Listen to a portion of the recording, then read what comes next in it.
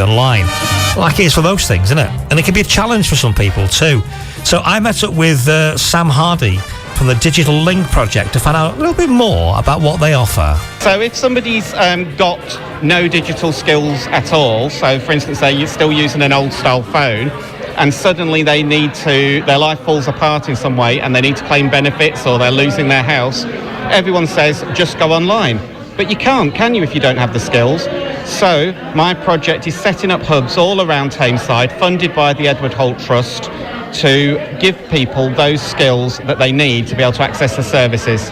A few years ago I applied for a job and it was something like about 30 odd pages online, and I was just amazed at how much information they want out of you. And I went for a brew and it timed out.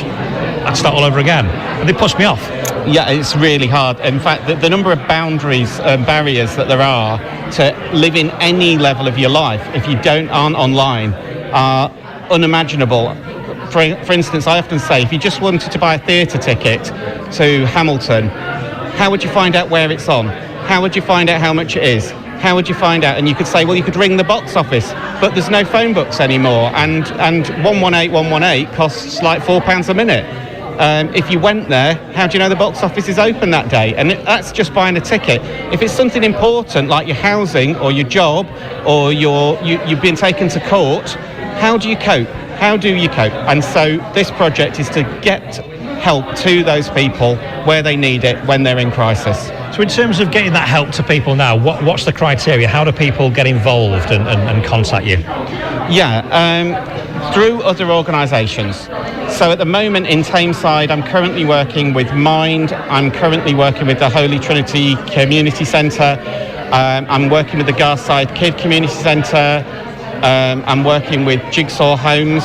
So if somebody's already involved, so what I'm trying to do is talk to the organisations and get the organisations to bring their people to me when they find that they come across somebody who can't cope.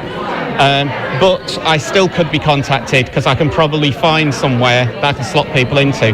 My project is funded for 3 years, and so I'm aiming to set up a hub in every ward in Tameside by the end of 3 years that is running independently with volunteers, so that this problem is always solved for people. This sounds great work you're doing, Sam. Well done on setting this up, and it's going to make a big difference to lots of people's lives here in Tameside. Yeah, I really hope so. I hope that digital barriers aren't a problem in Tameside by the end of the project.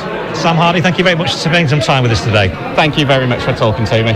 Some great advice there from Sam from the Digital Link Project, and like you said, hopefully we'll get this problem solved about people having barriers applying for jobs and things like that if you haven't got the gear, you haven't got the laptops or the phones to do it on, you know. So well done to Sam and the team there. Right, music continues. Shiver. This is George Benson, Sunday morning from Tameside Radio.